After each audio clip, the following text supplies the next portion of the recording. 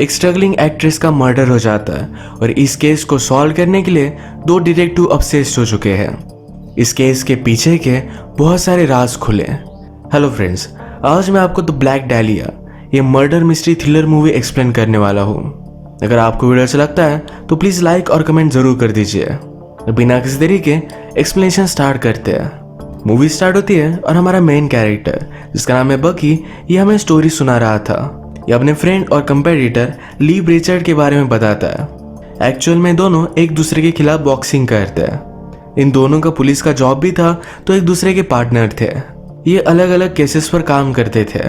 ली बहुत ही टफ और aggressive character है और यही चीजें उसकी बॉक्सिंग में भी देख सकते हैं। ली की गर्लफ्रेंड जिसका नाम है के, इसे वो बकी से मिलवाता है। बकी और के में अट्रैक्शन हो गया था। इन दिनों बकी और ली की फाइट अरेंज करवाई गई है। एक आदमी बकी को इस फाइट में हारने के लिए बहुत सारे पैसे देने वाला था, पर बकी हमसे कहता है मैं फाइट पैसों के लिए हार जाऊं, ऐसा मैं कभी नहीं कर सकता। ली स्टार्टिंग में कॉन्फिडेंट था। उसे लग रहा था कि बकी पैसे ले लेगा और ये फाइट हार जाएगा। बकी जब ये नहीं करता तो फिर ली ने अग्रेसिव खेलना स्टार्ट किया। बकी को मारकर उसके 2 दांत ही तोड़ दिए। थोड़े दिनों बाद बकी फिर से अपने जॉब पर आता है। ली ने उसे घर पर डिनर के लिए बुलाया। ये तीनों हैंग आउट करते हैं। इसके बाद ये तीनों मिलने लग गए थे। बकी और के ये दोनों एक दूसरे के करीब आ रहे थे। ली को इस बात से कोई भी प्रॉब्लम नहीं लगता। पुलिस स्टेशन में एक किलर के बारे में बात हो रही थी और यही केस बकी और ली ले लेते हैं। इस किलर का नाम था नैश। एक दिन इसी इन्वेस्टिगेशन के लिए ली और बकी ये एक स्ट्रीट पर गए जिस पर वो नजर रख रहे थे। उसने उन्हें देख लिया तो उस पर गोलियां चलाने लगता है। बकी को गोली लगने वाली थी पर ली ने उस आदमी को मारकर उसे बचा लिया। ये दोनों जब इसमें बिजी थे तभी एक स्ट्रगलिंग एक्ट्रेस को मार दिया गया। उसकी बॉडी का बहुत बुरा हाल था और मुंह पर मार्क्स थे जोकर की तरह। ये इंस्टेंटली बहुत बड़ा केस बन जाता है। ली को यही केस चाहिए था। अब कुछ दिनों में एक क्रिमिनल जेल से बाहर निकलने वाला था। इसका नाम था बॉबी डेविड। ली ने बकी से कहा इसके बारे में केस से बात मत करना, पर बकी ने रात में केस से बात की। पूछा कि वो कौन है। के इसके बारे में बात नहीं करना चाहती थी। वो बॉबी डेविड से डरती है। बकी ने कहा मैं तुम्हें कुछ भी होने नहीं दूंगा। घर में आने के बाद उसने के बॉडी पर बॉबी डेविड की इनिशियल BD ये नोटिस की है। अब इसके बारे में वो सब कुछ इन्फॉर्मेशन निकलवाता है। उसे पता चला कि एक्चुअल में के पहले बॉबी डेविड के लिए काम करती थी। वो उससे प्रोस्टिट्यूशन करवाता था। एक दिन एक आदमी ने पुलिस को सब कुछ बता दिया और ली ने के को बचा लिया था। एक रॉबरी के इल्जाम में उसने बॉबी डेविड को जेल में डाल दिया। ये ली की करियर का बहुत ही बड़ा केस था। अभी अभी जिस एक्ट्रेस की डेथ हुई उस डेथ की केस में ली बहुत ही अपसेस्ड हो चुका था। इनके पास और एक किलर जिसका नाम है नैश, इसकी केस थी पर इस पर वो कोई भी काम नहीं करता। बकी उसे समझाने की कोशिश करता है पर ली उस एक्ट्रेस के केस से अपसेस्ड हो चुका था। ये बहुत ही बड़ा केस है तो इसके साथ आने वाली फेम ये बहुत ही बड़ी होगी। इसके बाद ये सब डॉक्टर के पास आए। डॉक्टर ने कहा डेड बॉडी से सब कुछ ब्लड निकाल दिया गया था। इसकी डेथ किस वजह से हुई ये समझ में नहीं आता। शायद उसे मारने की वजह से या ब्लड निकालने की वजह से। ये लड़की आइडेंटिफाई हो चुकी थी। इसका नाम था एलिजाबेथ। बकी और ली फिर एलिजाबेथ के फादर को मिलने के लिए जाते हैं। फादर ने एलिजाबेथ को बहुत सारे मन से देखा नहीं था। बकी ने पूछा क्या उसका कोई बॉयफ्रेंड है। फादर कहते हैं उसकी कमजोरी थी। हमेशा उसका बॉयफ्रेंड मिलिट्री में या पुलिस में ही होता रहता था। उसके बहुत सारे बॉयफ्रेंड थे, कोई भी उनके बारे में बता नहीं सकता। फादर से पूछा गया कि मर्डर हुआ तब वो कहाँ थे। वो उन्हीं के डाइनर में कंटिन्यू काम कर रहे थे। रात में बकी कैसे मिलने के लिए आया। के बहुत ही वरीड थी क्योंकि आजकल ली बहुत ही ज्यादा ड्रिंक कर रहा है। इस केस की वजह से वो डिस्टर्ब्ड है और गोलियां लेना उसने स्टार्ट किया है। बकी कहता है मैं उसे समझाऊंगा, हम कुछ ना कुछ करेंगे। आज रात के ने बकी से पूछा हम दोनों का क्या। बकी कन्फ्यूज्ड हो गया। वो उनके फ्यूचर के बारे में बात कर रही थी। बकी भी के को पसंद करता था पर उसने कहा कि ली मेरा पार्टनर है, उसने मेरे लिए बहुत सारी चीजें की है। के ने कहा उसके मुझ पर भी एहसान है। बकी उसे मना कर देता है और वहां से चला गया। नेक्स्ट सीन में बकी एलिजाबेथ के फ्रेंड के पास आया। वो उससे क्वेश्चंस पूछता है कि क्या उसका कोई बॉयफ्रेंड वगैरह था, पर ये फ्रेंड बताती है कि वो हमेशा एक बार में हैंग आउट करती थी। ये बार लेस्बियन बार था, इसका मतलब है एलिजाबेथ भी लेस्बियन थी। वहाँ की लेडी बारटेंडर के साथ बात करते हुए उसने उसे एक बार देखा था। उसने कहा कि एलिजाबेथ के बहुत सारे फ्रेंड्स थे। किसी भी मूवी में रोल मिलने के लिए उन्हें नेटवर्क बढ़ाना पड़ता है। बकी पूछता है क्या वो सक्सेसफुल एक्ट्रेस थी। उसकी फ्रेंड ने कहा कि मुझे पता नहीं है, उसे एक दो मूवीज के ऑफर मिले थे। बकी ने फिर एलिजाबेथ के ऑडिशंस वगैरह मंगवाए। एलिजाबेथ को उतनी एक्टिंग आती नहीं थी, पर वो बहुत ही ब्यूटीफुल थी। इसके बाद बकी अलग अलग बार में जाकर वहाँ के बारटेंडर से बात करता है, पूछता है क्या तुम एलिजाबेथ को जानती हो। उसे फाइनली एक बारटेंडर मिल ही गई। वो बकी से कहती है मेरी और उसकी कोई भी रिलेशनशिप नहीं थी। इसी बार में बकी ने एलिजाबेथ की तरह दिखने वाली एक लड़की को देखा। उसका नाम था मैडलिन। उसका वो पीछा करता है, पर यहाँ से वो चली गई थी। एक बार फिर से ली ने ड्रंक होकर घर में तमाशा कर दिया। के चाहती थी कि बकी उसे कुछ समझाए, पर बकी कुछ भी नहीं बोलता।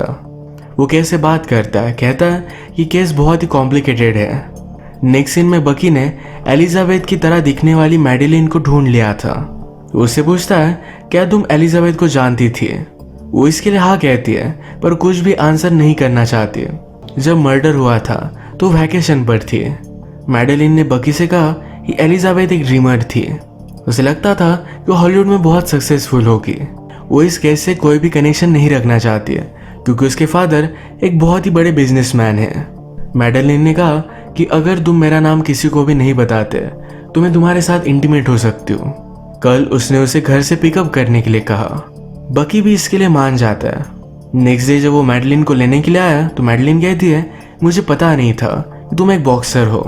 मैडलिन के फादर बकी के फैन हैं तो उसे डिनर के लिए बुलाते हैं। घर में मैडलिन की मदर, उसकी सिस्टर और उसके फादर है। बकी को देखकर मैडलिन की मदर बहुत ही वियर्ड सा बिहेव करती है। मैडलिन के फादर ने बकी से कहा यहाँ का पूरा कंस्ट्रक्शन मैं ओन करता हूँ। अपनी लैंड वगैरह सेल कर कर ही वो इतने अमीर बने थे। मदर गुस्सा आती तो कहती है मेरे फादर की एक्चुअल में लैंड थी, इसने मुझसे शादी की और इसी वजह से अमीर बना। बकी को भी इंसल्ट कर कर वो यहाँ से चली गई। इसके बाद रात में मैडलिन और बकी ये दोनों इंटीमेट हो जाते हैं। मैडलिन ने बकी से कहा एक्चुअल में मेरे फादर ने हॉलीवुड के ओल्ड सेट बाय कर कर वहाँ पर बिल्डिंग्स वगैरह कंस्ट्रक्ट की थी, उसी वजह से वो अमीर बने। अब वो उसे एलिजाबेथ के बारे में भी बता रही थी। वो कहती है जब मुझे पता चला कि एलिजाबेथ मेरी तरह ही दिखती है तो मैं बहुत ही इंटरेस्टेड थी, इसी वजह से उससे मिली थी। बकी को एलिजाबेथ के और एक फ्रेंड के बारे में पता चला। वो जब उसे ढूंढ लेता है तो वो भाग रही थी। बकी ने उसे पकड़ लिया। उससे पूछा तुम भाग क्यों रही थी। वो कहती कि मैंने और एलिजाबेथ ने एक पॉर्न मूवी शूट की थी। एलिजाबेथ को कोई भी रोल मिल नहीं रहा था। एक दिन एक आदमी उनके पास आया और बहुत सारे पैसों को ऑफर किया। ये फिर इस टेप को डिस्कवर कर कर इसमें क्लूज ढूंढते हैं। सारे मिलकर ये देख रहे थे। ये ली को पसंद नहीं आया, वो गुस्से में यहाँ से चला जाता है। उसके बॉस ने उसे वार्निंग दी कि इस तरीके से तुम्हारा गुस्सा अब चलेगा नहीं। जिस किलर को बकी ढूंढ रहा था, जिसका नाम है नैश, उसने आज रात एक आदमी को मार डाला। ली ने नैश को इग्नोर किया, इसी वजह से ये सब हुआ। इस बात से वो बहुत ही ज्यादा गुस्सा हो गया था। पुलिस स्टेशन में आकर ली को बहुत मारता है।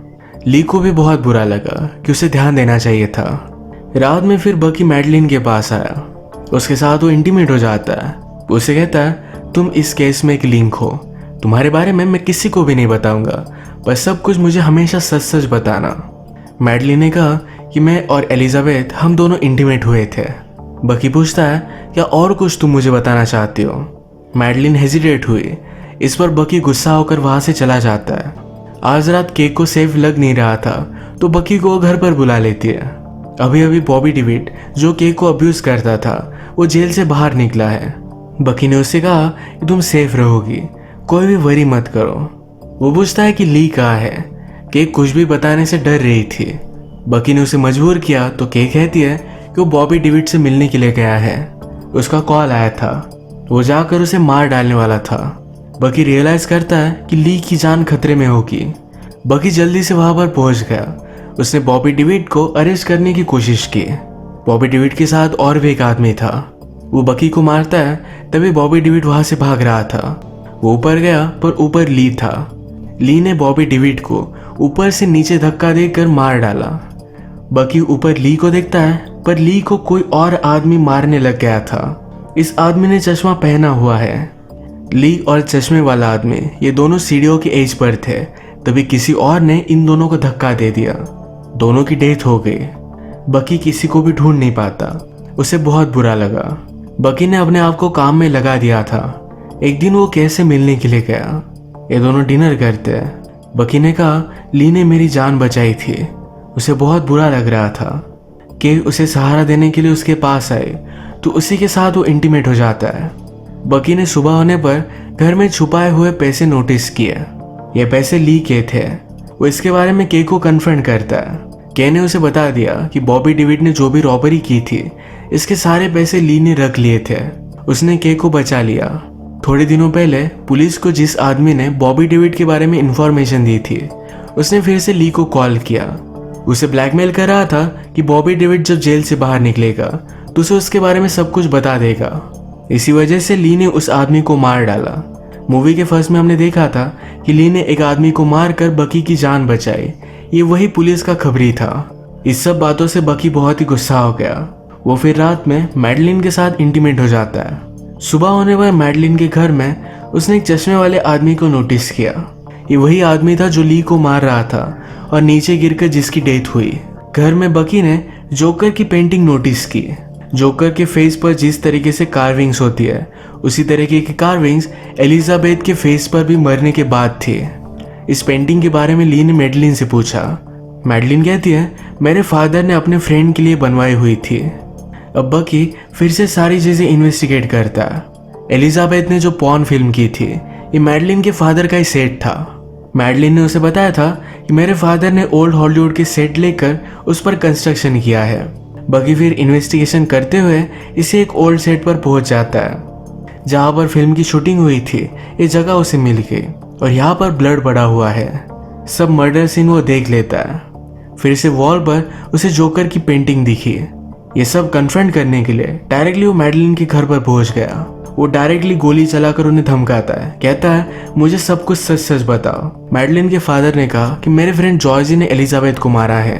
ये वही चश्मा वाला आदमी है। तभी ऊपर से मैडलिन की मदर डिस्टर्ब होकर सब कुछ बताने लग जाती है। वो कहती कि एलिजाबेथ को मैंने मारा था। एक्चुअली मैडलिन ये जॉर्जी की बेटी है। जॉर्जी ने एक दिन एलिजाबेथ को देखा और उसके साथ वो इंटीमेट होना चाहता था।